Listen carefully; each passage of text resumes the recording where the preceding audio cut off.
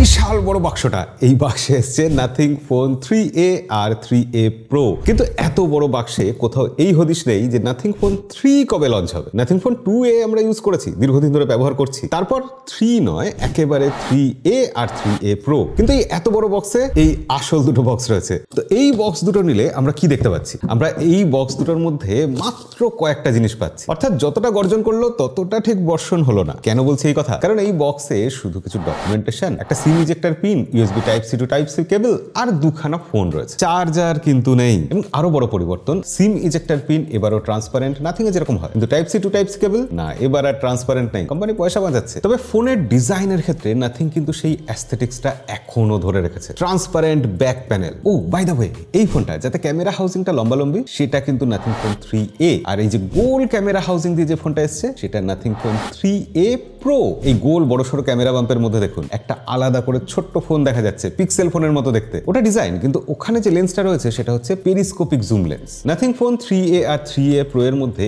এটাই কিন্তু সবথেকে বড় তফাৎ। By the way, Nothing phone 3A যেটা প্রো নয়, তাতে কিন্তু পেরিস্কোপিক জুম লেন্স নেই, এখানে রয়েছে টেলিফোটো জুম লেন্স। ইনফ্যাক্ট আর সেরকম কোনো তফাতই নেই। এবার দুটো ফোনের ডিসপ্লের ব্যাপারে বলি। 6.77 ইঞ্চি দুটোরই ডিসপ্লের সাইজ, 120 হার্টজের অ্যামোলেড প্যানেল আছে, ফুল এইচডি প্লাস। 3A এর জন্য ফুল এইচডি প্লাস একদম ঠিক আছে, কিন্তু 3A Pro আজকাল এই দামের ফোনে 1.5K ডিসপ্লে পাচ্ছি আমরা। সেক্ষেত্রে 3A Pro ডিসপ্লে থেকে কি একটু পিছিয়ে থাকে? তবে ভালো ব্যাপার এটাই যে দুটো ফোনেই এবার কিন্তু ডিসপ্লের ব্রাইটনেস আপগ্রেড করা হয়েছে, 3000 নিটস পিক ব্রাইটনেস। তবে ওইটা হিসাব করে তো লাভ নেই। আউটডোরে 1300 নিটস, ইনডোরে 800 নিটস, এটাই আসল কথা। এবং আউটডোরে যখন দেখছি নাথিং ফোন 2A এর থেকে এবার ডিসপ্লে ব্রাইটনেস আরো উন্নত হয়েছে, বেটার হয়েছে। বাইরে দেখতে খুব একটা অসুবিধা হচ্ছে না, আউটস্ট্যান্ডিং কিছু নয়, তবে বেশ ভালো। এই ডিসপ্লেতে HDR10+ সাপোর্ট রয়েছে, তবে সেটা নেটফ্লিক্সে সাপোর্ট করছে না। ডলবি ভিশন নেই। এবং আজকাল যেটা বিভিন্ন কোম্পানি দিচ্ছে যে LTPO সাপোর্ট, ডিসপ্লেতে LTPO সাপোর্ট কিন্তু নাথিং ফোনে নেই। এই না থাকাগুলো বাদ দিলে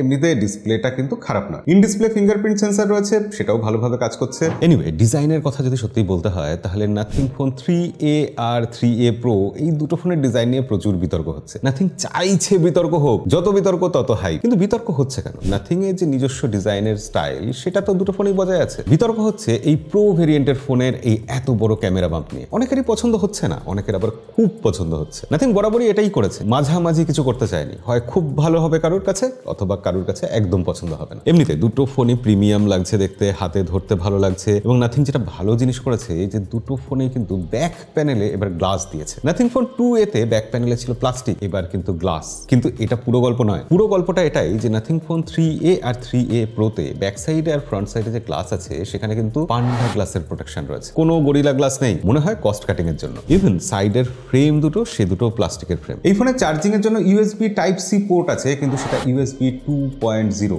নাথিং ফোন 3A Pro এর ক্ষেত্রে অন্তত ইউএসবি 3.0 হওয়া উচিত ছিল, বিশেষ করে যেখানে আইফোনের সাথে নাথিং নিজেকে কম্পেয়ার করছে। তবে নাথিং সুলভ যে ডিজাইনটা, আইফোনের মতো যে ডিজাইনটা, অর্থাৎ সিমেট্রিক বেজেল, সেই ব্যাপারটা কিন্তু এখানে আছে। এটা দেখতে ভালো লাগে। তবে অনেকেই বলবেন যে এই বেজেলগুলো তো আরো পাতলা হতে পারতো। ইনফ্যাক্ট এই দামে যখন আমরা OnePlus Nord 4 দেখি, সেখানে বেজেল কিন্তু এর থেকে পাতলা। তবে আমরা সেই তুলনায় যাব না। আপনারা বরঞ্চ কমেন্টে লিখে জানান নাথিং এর এইরকম ডিজাইন আপনাদের কেমন লাগে। যাই হোক, নাথিং যখন এই ফোন দুটো লঞ্চ করছে, তখন তারা বারবার আইফোন 16 Pro Max এর সাথে কম্পেয়ার করেছে। ইনফ্যাক্ট আইফোন 16 Pro Max এ যেরকম সাইডে একটা ক্যাপচার বাটন রয়েছে ক্যামেরার জন্য ডেডিকেটেড, এখানেও নাথিং একটা এক্সট্রা বাটন দিয়ে দিয়েছে ঠিক পাওয়ার বাটনের নিচে। এবার ক্যাপচার বাটন আমাদের কতটা কাজে লাগে আপনারা সবাই জানেন। অ্যাপেলের তো কম সমালোচনা হয়নি। আমিও নাথিং ফোন দুটোর এই এক্সট্রা বাটন নিয়ে খুব হতাশ হয়েছিলাম। নাথিং এটা নাম দিয়েছে এসেনশিয়াল বাটন, কিন্তু আদৌ কি এটা এসেনশিয়াল? কিন্তু এই বাটনটা ওই রকম ক্যাপচার বাটনের মতো নয়। নাথিং এই বাটনটা পুরোপুরি অন্যরকম ভাবে ইমপ্লিমেন্ট করেছে। জিনিসটা একটা বিশাল সম্ভাবনা নিয়ে এসেছে। শুরুতেই জানিয়ে রাখি, এই এসেনশিয়াল বাটনকে কাস্টমাইজ করা যায় না, এখনো অবধি যায় না। আপডেটে কি হবে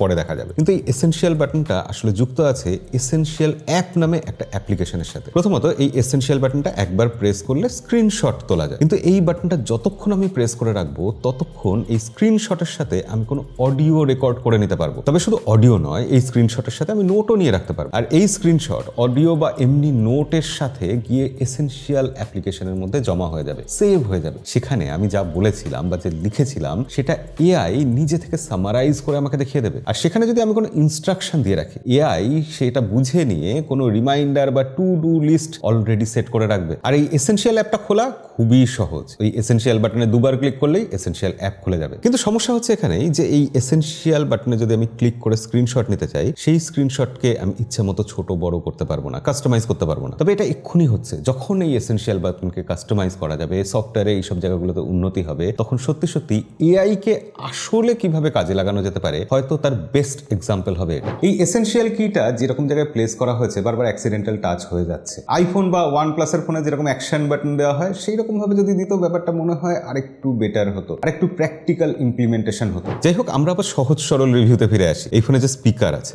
স্পিকারের কোয়ালিটি কেমন? আমি বলবো স্পিকারের কোয়ালিটি মোটামুটি লাউড, তবে বেসটা আর একটু বেশি হতে পারতো। হেপটিক ফিডব্যাক কেমন? বেশ ভালো, তবে আরো বিভিন্ন জায়গায় সেটা ইমপ্লিমেন্ট করা যেতেই পারতো। ব্যাটারি এখানে রয়েছে 5000 mAh এবং সেটার ব্যাকআপও যথেষ্ট ভালো। ইনফ্যাক্ট এই ফোনটা 50 ওয়াটের ফাস্ট চার্জিং সাপোর্ট করে, তবে বক্সে চার্জার নেই। চার্জার কিনতে যাবেন যখন, তখন খেয়াল রাখবেন এই ফোনের যে চার্জার হবে সেই চার্জার কিন্তু পিডিএ চার্জার, অর্থাৎ স্যামসাং এর ফোনে যে চার্জার সাপোর্ট করে সেই সেম চার্জার নাথিং ফোনেও সাপোর্ট করবে, অন্যান্য চার্জার নয়। আর এই ব্যাটারি ওই 50 ওয়াটের চার্জার দিয়ে পুরোপুরি চার্জ দিতে ঘন্টাখানেকের মতো সময় লাগছে। এবার এই ফোনের সব থেকে দুর্বল দিক বলে যেটা বলা হচ্ছে, অর্থাৎ এই ফোনের প্রসেসর কি আসলেই দুর্বল? নাথিং ফোন 3A এই ফোনটা 25,000 রুপিতে লঞ্চ হয়েছে ঠিকই, কিন্তু ডিসকাউন্ট দিয়ে, কার্ড অফার দিয়ে এটা 23,000-এ পাওয়া যাচ্ছে। আর নাথিং ফোন 3A Pro এই ফোনটা 30,000-এ লঞ্চ হয়েছে, তবে ডিসকাউন্ট দিয়ে ওই 27-28,000-এ পাওয়া যাচ্ছে। এবার এই দামে এই দুটো ফোনে দেওয়া হয়েছে Qualcomm Snapdragon 7S Gen 3 processor, যেখানে আমরা পোকো F7 Pro বা OnePlus Nord 4 এইসব ফোনে আমরা কোয়ালকম স্ন্যাপড্রাগন 7+ Gen 3 প্রসেসর পাচ্ছি। ইনফ্যাক্ট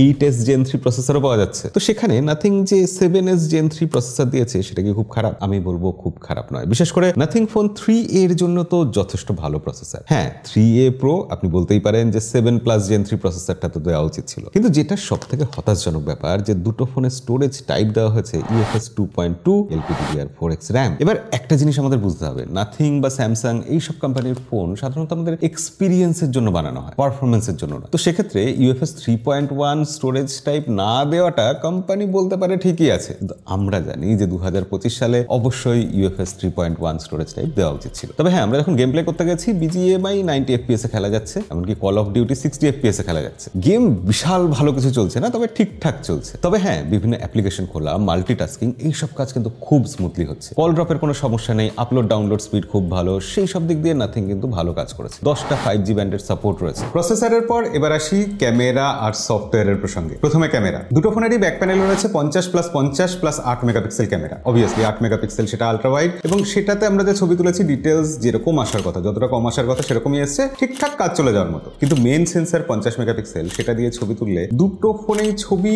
মোটামুটি ভালোই এসেছে। কিন্তু নাথিং যেটা করেছিল আইফোন 16 Pro Max এর সাথে তুলনা করেছিল, সেখানে বলতে হয় যে আইফোনের ক্যামেরা কিন্তু কনসিস্টেন্ট। আমরা জানি 10টা ছবি তুললে তার মধ্যে 9টা ছবিই ভালো আসবে। নাথিং ফোন 3A আর 3A Pro তে কিন্তু ক্যামেরা সেরকম কনসিস্টেন্ট নয়। দুটো ফোনেই যা ছবি আমরা তুলেছি ছবি একই রকম এসেছে, আইডেন্টিক্যাল। দুটো ফোনের ছবির কোনো তফাৎ সেরকম চোখে পড়েনি, কিন্তু একই সিনারিওতে মাঝে মাঝে ছবি ভালো আসছে, মাঝে মাঝে ছবি খারাপ আসছে। এবং প্রতিবারের মতো এবারও আমাদের বলতে হচ্ছে যে নাথিং এই জিনিসগুলো আপডেট দিয়ে আশা করি ঠিক করে দেবে। ইনফ্যাক্ট নাথিং আপডেট দিয়ে এই ক্যামেরার ব্যাপারগুলো ঠিক করে দেয়, বেটার হয় ক্রমশ ক্যামেরা। এবারও সেটাই আশা করব, তার কারণ এই ক্যামেরা সেটআপে বেশ সম্ভাবনা রয়েছে। পেরিস্কোপিক এবং টেলিফোটো জুম লেন্স আছে বলে পোর্ট্রেট ছবি তুলতে গিয়ে খুবই সুবিধা হয়েছে। 2x 3x বা 4x এ পোর্ট্রেট ছবি তোলা যাচ্ছে, কিন্তু যেহেতু 3A Pro তে পেরিস্কোপিক জুম লেন্স আছে তাই পোর্ট্রেট ছবি তুলনামূলক একটু বেটার আসছে। তবে হ্যাঁ, পোর্ট্রেট ছবিতে এজ ডিটেকশন আরো বেটার হতে পারে। ফেসের মধ্যে যে ডিটেলস সেটাও তুলনামূলকভাবে আমার মনে হচ্ছে কম, আরো ভালো হওয়া উচিত। নাথিং ফোন 3A এখানে যেহেতু টেলিফোটো জুম লেন্স আছে 30x অব্দি ম্যাক্সিমাম জুম করা যাচ্ছে, আর 3A Pro তে যেহেতু পেরিস্কোপিক জুম লেন্স আছে 60x অব্দি ম্যাক্সিমাম জুম করা যাচ্ছে। তবে এতটা জুম করে ছবি তুললে ছবি অয়েল পেন্টিং এর মতো লাগে। 30x অব্দি জুম করলেও সেই ছবি খুব একটা কাজে লাগে না। তবে হ্যাঁ, 10x অব্দি যদি আমরা জুম করি, বিশেষ করে যদি 5x বা 6x অব্দি, সেখানে অপটিক্যাল জুমটা হয় এবং সেখানে ছবি কিন্তু ভালো আসে, বিশেষ করে ডে লাইটে। তবে হ্যাঁ,